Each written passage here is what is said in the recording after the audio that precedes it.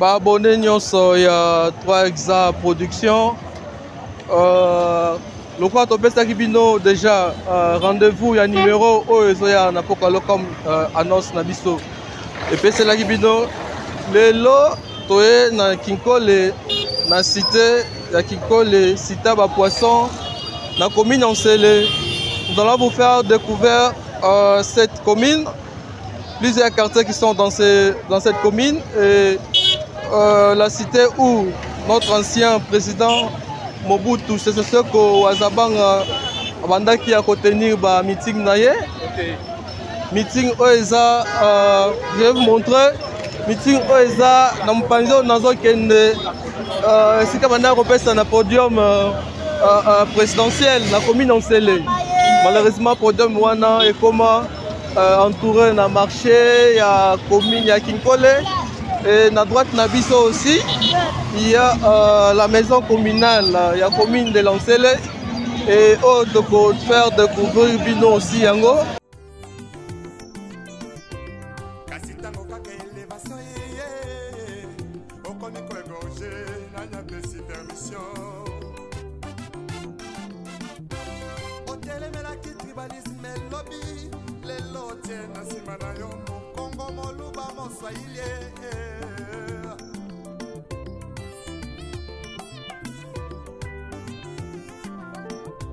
C'est tout jeunesse en l'élo.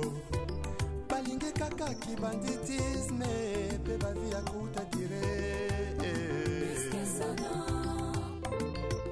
Nous sommes même aujourd'hui le samedi. Et ça, journée oyo, et il y a tellement na Kinkole Kotoyo. Et les touristes sont tellement ébélés. Ils sont allés là coller à Maboke.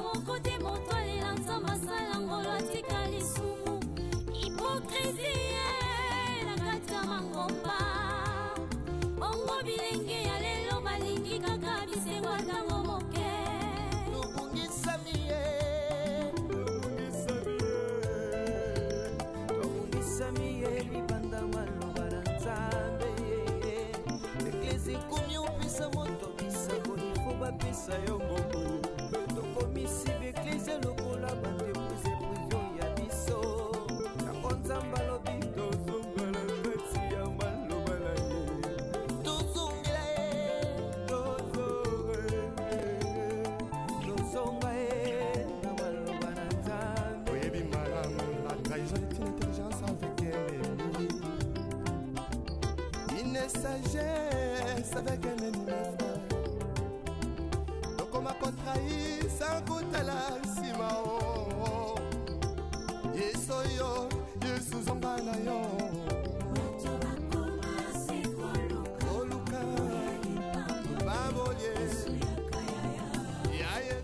Bae baliaka biloko ya lolenge na lolenge bamakemba bambisa maya basoso ya fraîche bambisa ya fraîche ba patron ba bakima kampe ba chaleur na Gombe bakima pe ba chaleur na Victoire bakima pe ba chaleur na centre ville ya Kinshasa ba robomba na Kotoyo ba peu question de prendre un peu de leur frais de leur naturel.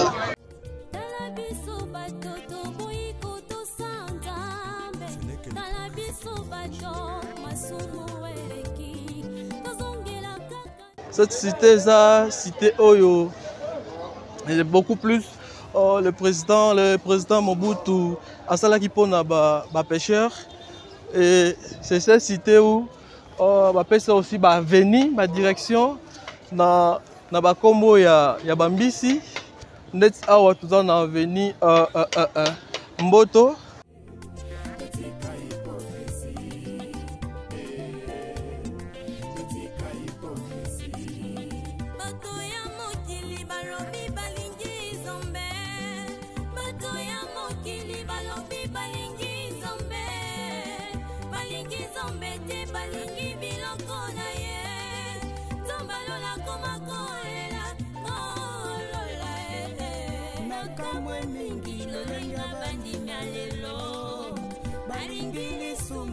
koleka biloko akolia alangwe masanga koleka molimo santu ona pesa bango na nzambo ya bongo ye.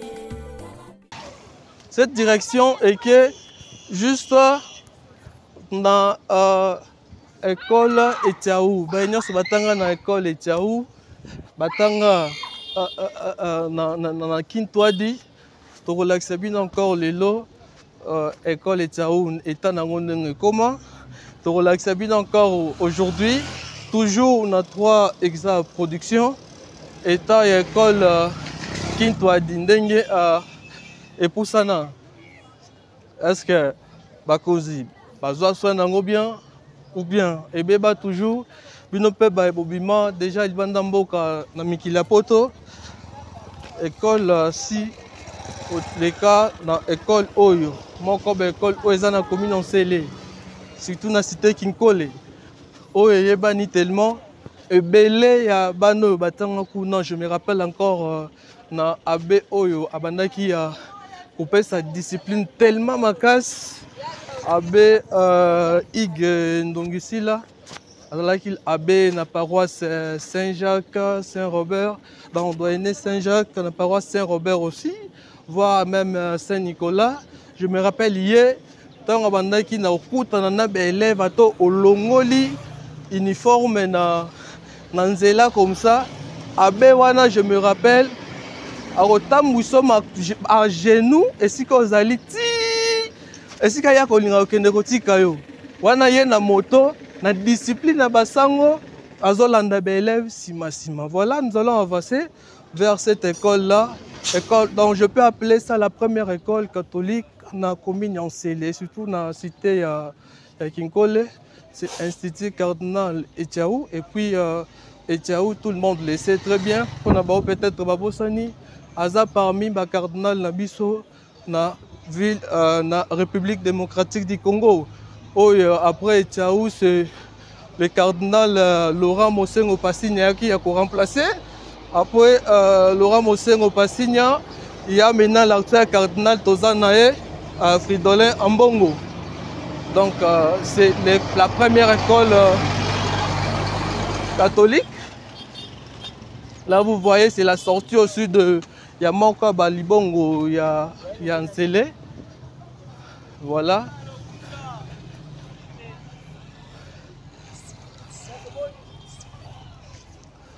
Voilà, Oyo Mpanzi wana c'est école Etiaou. Tala et Etanango Etiaou Oyo bana nyonso ya Kinkole bayebaki yango neza na sima na ngai awa. C'est cette école là Etiaou bana Kinkole esika totanga esika basango banyokola biso tellement tozwa discipline na basango na école oyo.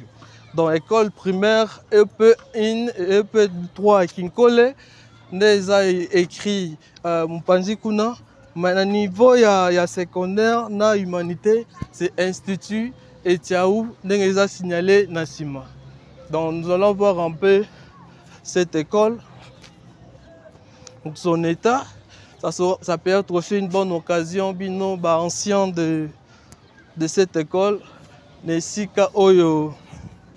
Bobimela, et si vous avez au moins comme ABCD, vous pouvez peut-être passer et puis faire un peu quelque chose. Vous voyez là-bas, archidiocèse de Kinshasa, sous prophète des écoles conventionnées catholiques du plateau Kinkole. Donc c'est cette école, et si le bâtiment est en et puis cette école est là réhabilitée. Dans la bibliothèque aussi, il y a World Vision. Le World Vision, c'est parmi les organismes internationaux. Il y a un parrainage de protection des enfants. Il y a aussi la communauté en Selena, il y a la communauté. C'est cette école au moins, Tala et Tanango. Donc je pense que Nengeyo, moi, na Kinkole Bima, au côté lango boye, dans le bâtiment, c'est ça. Et puis ça au moins, ils sont encore dans cet état ici. Voilà. Pour découvrir, bon, hein? Si Dieu peut toucher aussi votre cœur, et ça là aussi est quelque chose là.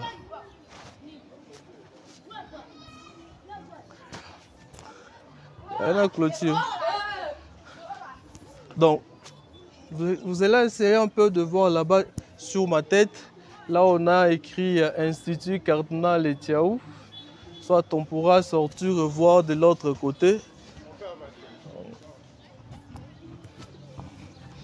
Donc, c'est ça.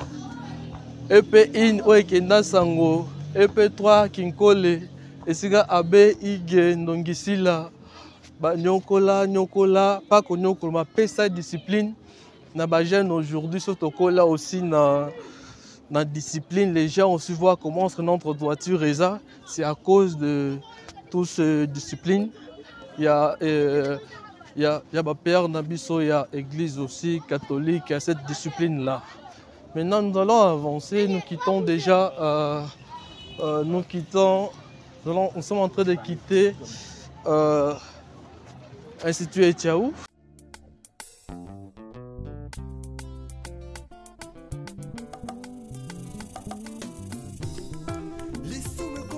Perfectionné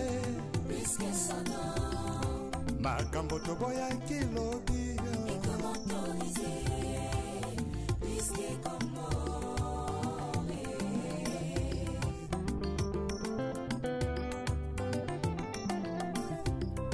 lisume koma nango perfectionné makambo toboya kilobi ekomi autorisé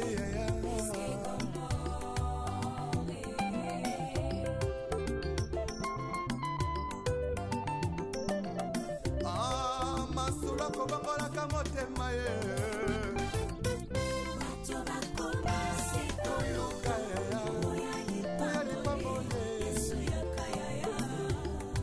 yesu yakanda yo vraimen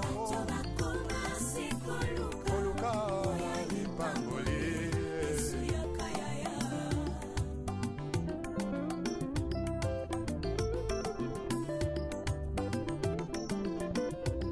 mosali na nzambe ntango ozwaki mbila ozalaki kosala na bazele nyonso ye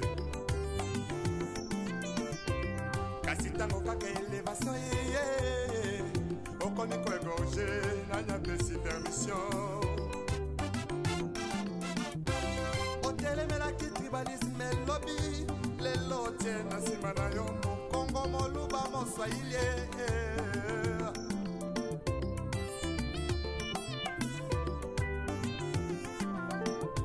surtout jeunesse en lelo balingi kaka kibanditisme pe bavi ya kuta dire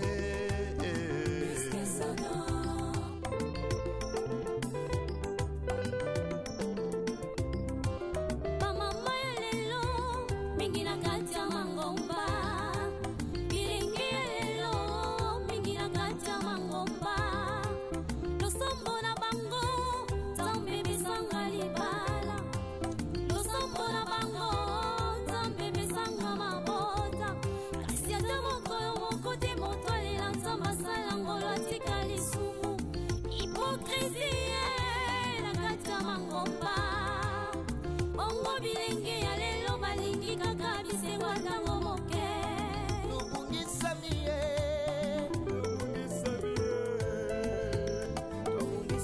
ye libanda maloba na nzambe eklesi komi opesa moto bisako ifo bapesa yo moko tokomisi beklesi lokola bandepuse privio ya biso yango nzambe alobi tozongala kati ya maloba na ye tozongela ye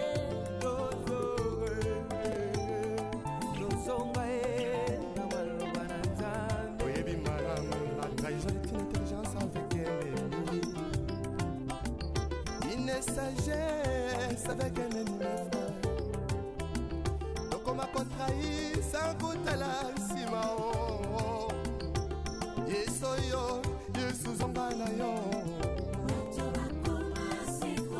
koluka babolie ya yesu yaka na yo lipambole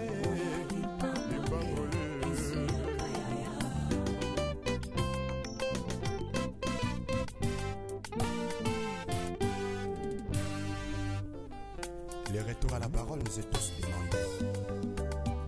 S'il te plaît, retournons à la parole.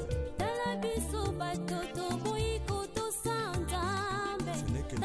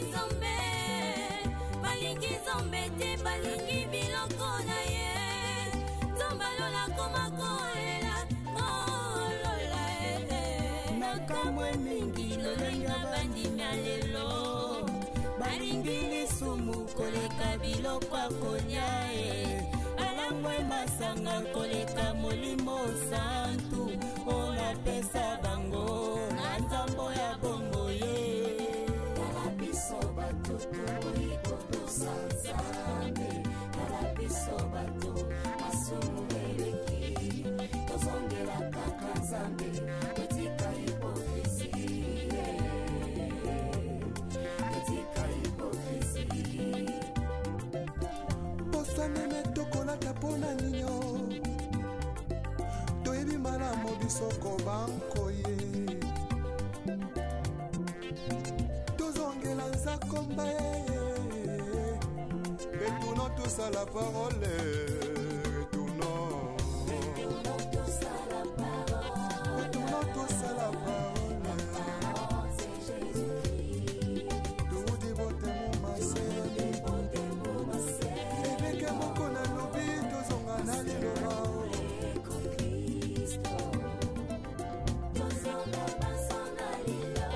Vertication des Écritures avec le pasteur Godin Paul. Azan a raison.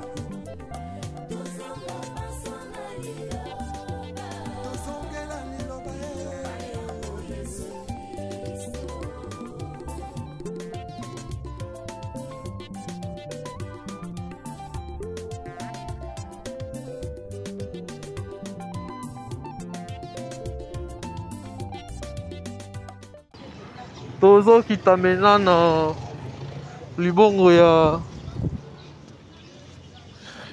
Safricas, libongo yo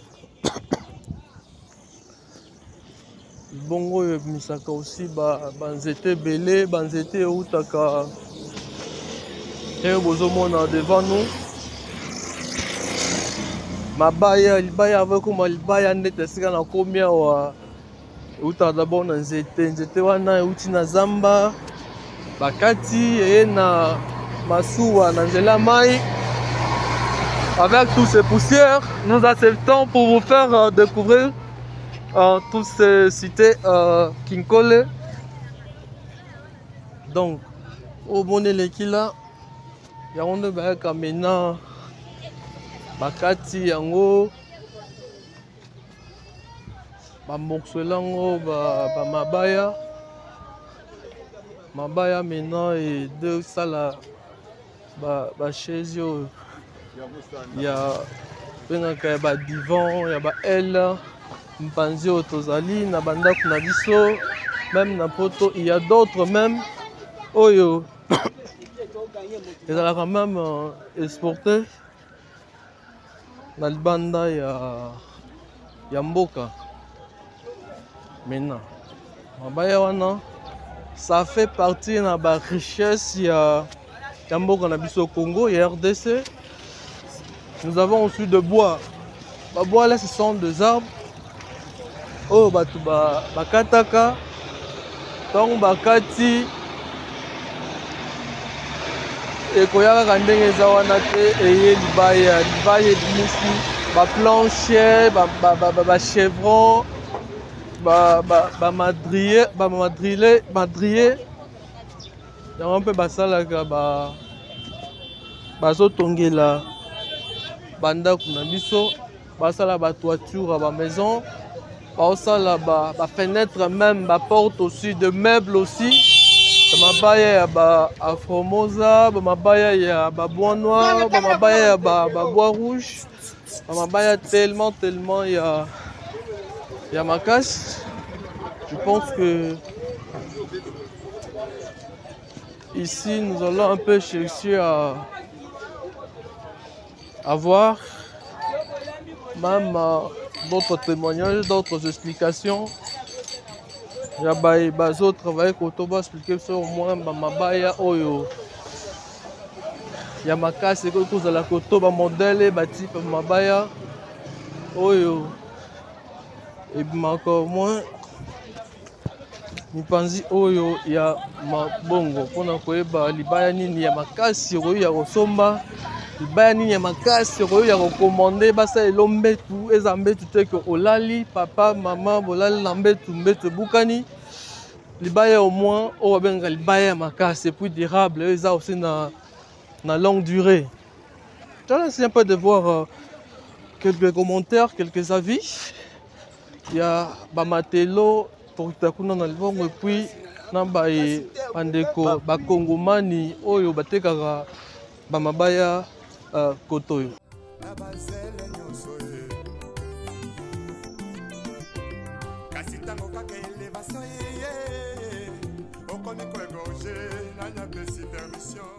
Voilà, je vais devoir un peu à Poussana. Nabandeko yo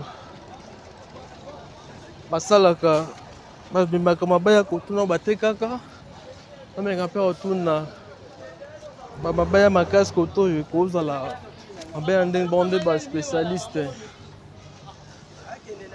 Papa bonjour. Pardon bolimbisi hein. Nanga mpe na tuna ba modèle mabaya kotoyo na libongo awa. Ba prix et puis mabaya makasi koza mabaya nini? Oh libaya nini? Lifaki. Yaonde libaya makasi. OK. Oyo planche. Ah oh chevron. Ah OK. Maintenant planche maintenant tu retrouves en na seboy. Ba boutique na pesa kuna. Ba mesa. Planche moi ça ba combien?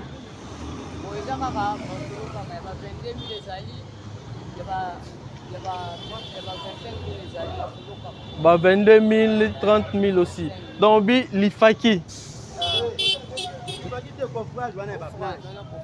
Wana bois coffrage, ba planche. Na makasi aussi au sala aussi ba meuble non. Donc lifaki ndekaka.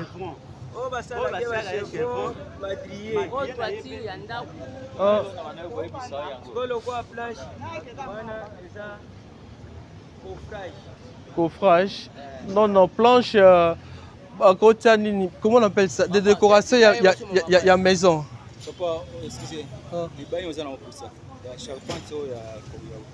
Deux planches, il y a décoration. Ça, des décorations, il y a maison là, il y a meuble. La cuisine là, la planche est modèle. Il y a un autre combo pour que na beta tourne aussi.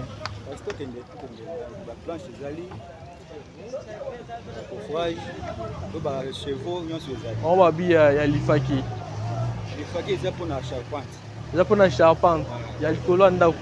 Mais bah aussi là on peut modèle là placage on a le placard.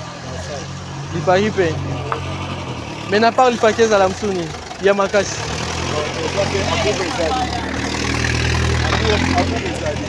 Ah? Aboura. Aboura n'est l'andi l'ifaki. Maintenant bois noir ou bois rouge comme ça, bois rouge bois rouge on a l'ifaki. OK. Et bon na ke na mona pembeni kasi.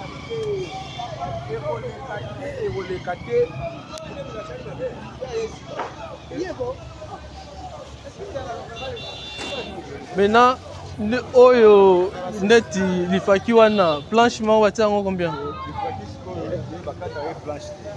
La planche c'est kaka ba mabaya boye. OK.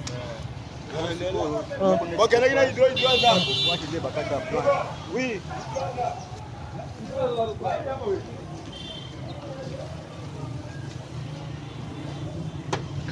Donc coffrage nde ba yango bakata la planche. Ouais. Mais il y a coffrage et pour la rapide non? Bon, pour la non rapide. Coffrage c'est la prime magasi. Pour ça pour faire ça non. Maintenant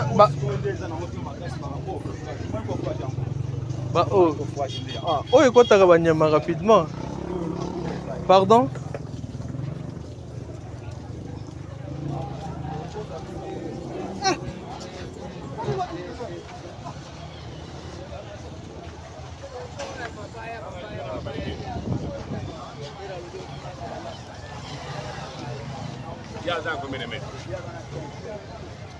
Oh ni Opel Baya. Oh c'était hein. Oh, c'est là. C'est là.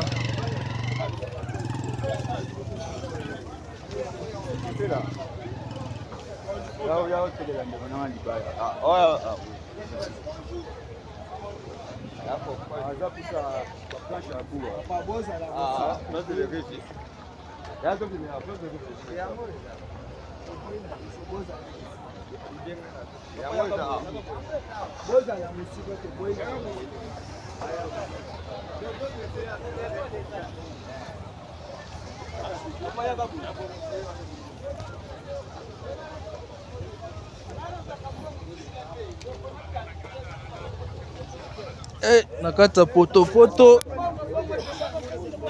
Tout ça c'est pour vous servir.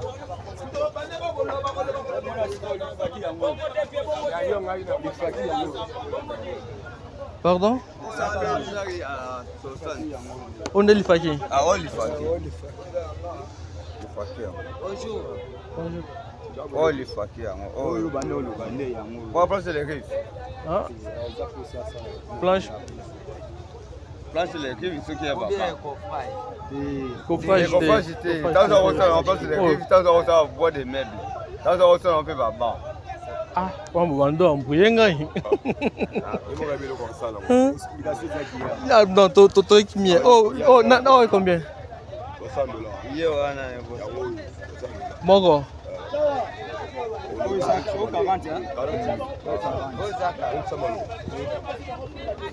Ah.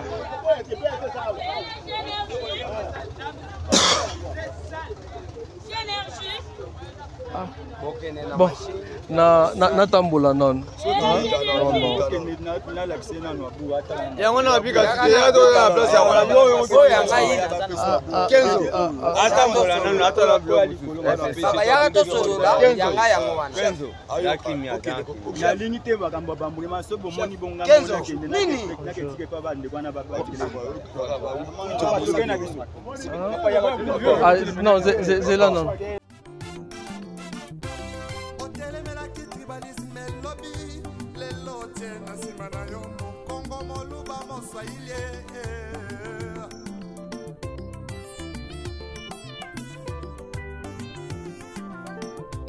C'est tout jeunesse en élo.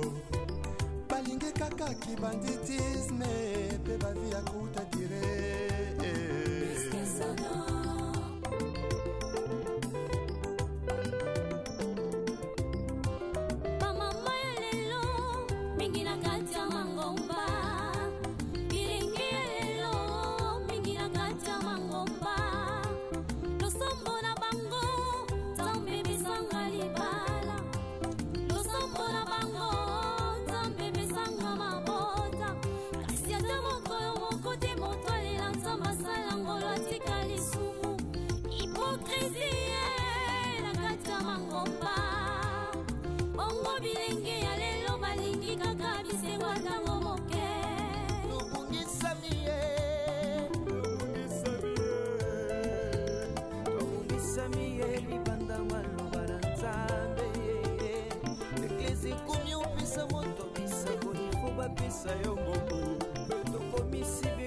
Lokola bande prise privyo ya biso.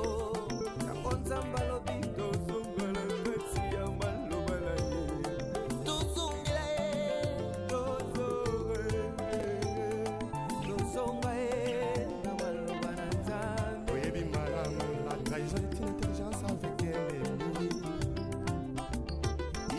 péché, ça fait qu'un ennemi frère. Donc on m'a contrahi, sans goûter la simao. Yesoyo, Yesu zongana yo. Koluka, baboye, ya Yesu, ya kanayo. Lipambole, lipambole.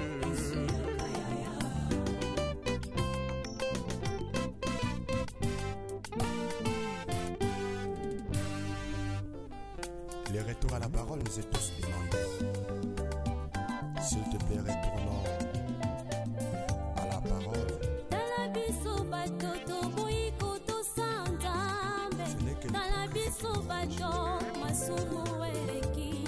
Tozongela kaka nzambe totika hypocrisie. Totika hypocrisie.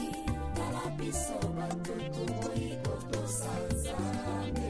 Talabiso bato masumu eleki. Tozongela kaka nzambe totika hypocrisie. Totika hypocrisie. Totika hypocrisie. Bato ya mokili balobi balingi nzambe. Bato ya mokili balobi balingi nzambe. Balingi nzambe te balingi biloko na ye. Nzambe alola koma kolela kolola nakamwe mingi lolenga bandimia lelo. Balingi lisumu koleka biloko akolia ye. Balangwe masanga koleka molimo santu. Olapesa bango na nzambo ya bongo ye. Talabiso bato toboyi kotosanzambe. Talabiso bato masumu eleki. Tozongela kaka nzambe totika hypocrisie. Totika hypocrisie. Posanene tokolaka pona ninyo. Toyebi malamu bisoko bankoye. Tozongela nzakomba ye. Retournons tous à la parole. Retournons. Retournons tous à la parole. C'est Jésus-Christ. Tout dévote mon massé. Évêque mon kona lobi tozonga na liloba.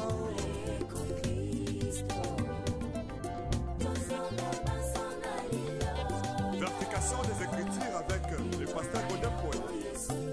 Azan a raison. Tozongela liloba.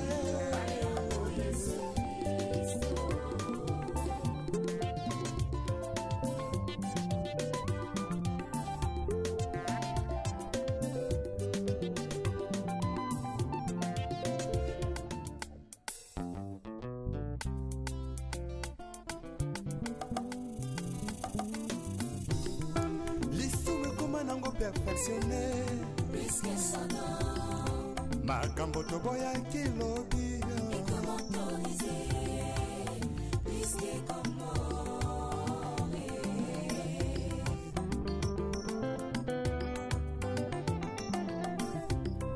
Lisumu koma nango perfectionné. Risque sonore. Makambo toboyaki lobi. Et comment autoriser. Ekomi autorisé.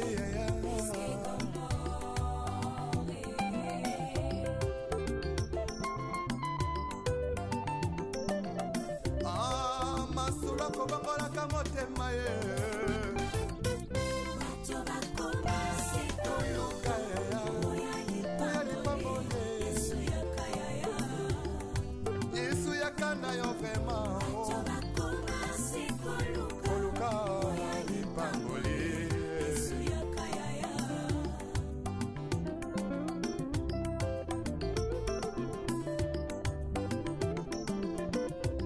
Mosali na nzambe ntango ozwaki mbila ozalaki kosala na bazele nyonso ye.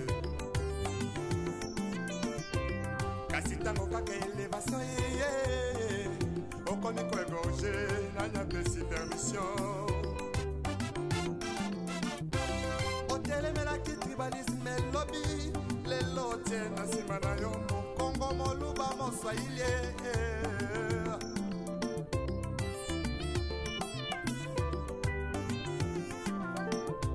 surtout jeunesse en lelo balingi kaka kibanditisme pe bavi ya kuta dire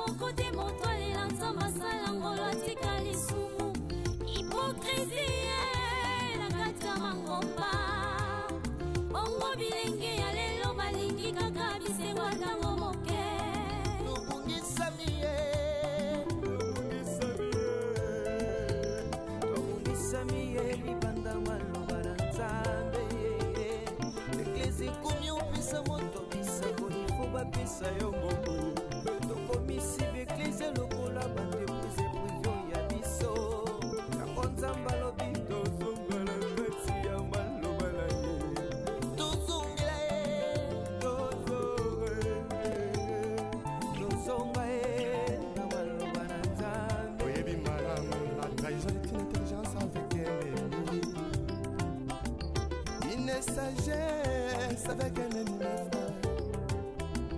Donc on m'a contrahi sans goûter la simao. Yesoyo, Yesuzonganayo. Oluka, Baboye, Ya Yesu, Yakanayo. Ipambole.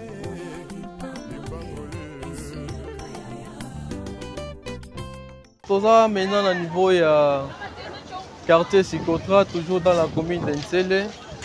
De l'autre côté, sur le centre d'accueil, il y a la première église de réveil de la RDC du patriarche Aïdine Musée Alexandre Aïdine Abal, l'église Nzambe Malam, c'est de l'autre côté du quartier Baumbu. Maintenant, en direction, tout ça la direction au Bengama, communément appelée direction de Masco, la direction Oyo, le programme de vaccination élargi de vaccination peuvent ainsi les dépôts bonjour Yaya, les dépôts de vaccins de l'Afrique centrale, donc c'est-à-dire Afrique centrale dans les pays voisins surtout besoin de vaccins, oh il y a Covid, oh il y a Mpox, oh il y a rougeole, oh toutes sortes de vaccins qui takawa dans des dépôts aux zones dans la clôture oyo et ça en diagonale de l'hôpital général de référence de Kinkole. Donc ce que je suis na droite nanga comme ça, gauche nanga et ça hôpital général de référence de Kinkole. Ce qui maintenant doit avancer encore, entrer, il y a peuvent et ça na droite nanga comme ça, portail ya couleur grise oyo bozomona même là-dessus vous allez voir que c'est au moins écrit là-dessus sous la pluie battante tout ça là dans cette émission sur le dépôt central là il y a vaccination c'est un vaccin tout où tu peux toyer qui tire awa après pays voisins bazozwa awa de provinces awa et d'ailleurs c'est là où le président de la République a qui n'a qu'à vérifier du temps il y a Covid-19 pour vérifier dépôt ici. C'est comme ça qu'il dit dans l'autre quartier il y a Sikotra, Panzioyo, en la direction de Mansouya, l'avenue Toumbe, puis d'autres avenues Massampout. Ce sont des avenues Oeza, Panzi Oy. Merci.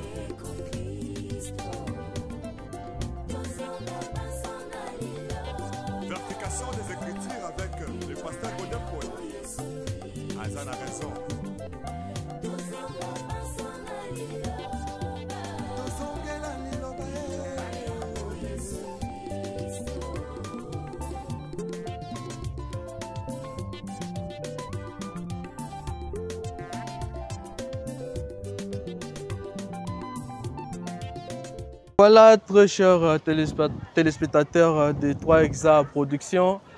Voici la première partie. Il y a présentation, il y a commune de Lancélé, dans le quartier Naïnios, qui a présenté Bino.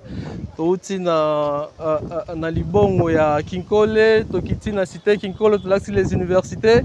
Et cette partie ici, Tosuki Awa, nous sommes obligés de se limiter pour premièrement, nous nous limitons à ce niveau pour cette partie. Et puis la deuxième partie, nous allons vous proposer très prochainement. Et restez branchés, scotchés, partagez les liens. Tindela encore, Baïnon Batalité.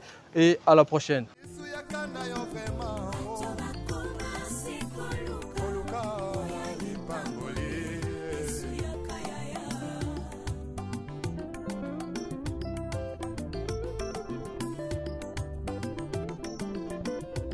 Mosali na Nzambe tango zwaki mbila, osalaki kosala